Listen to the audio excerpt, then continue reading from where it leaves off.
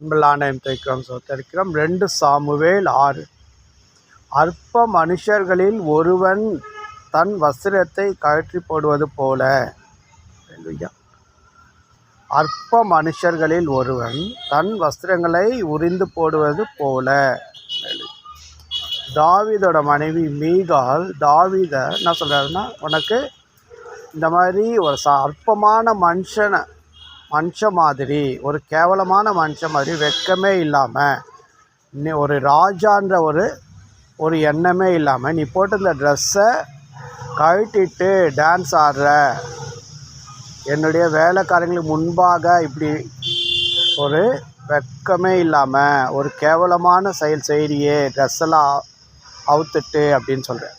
ஆனால் தாவீது ராஜா என்ன சொல்கிறாரு, கர்த்தர் தம்முடைய ஜனங்களுக்காக இஸ்ரவேல் ஜனம் என்னை தலைவனாக கட்டளையிட்டார் அப்படின்றார் இல்லையா. அதற்காக நான் இன்னமும் என்னை தாழ்த்துவேன்னு சொல்கிறேன்.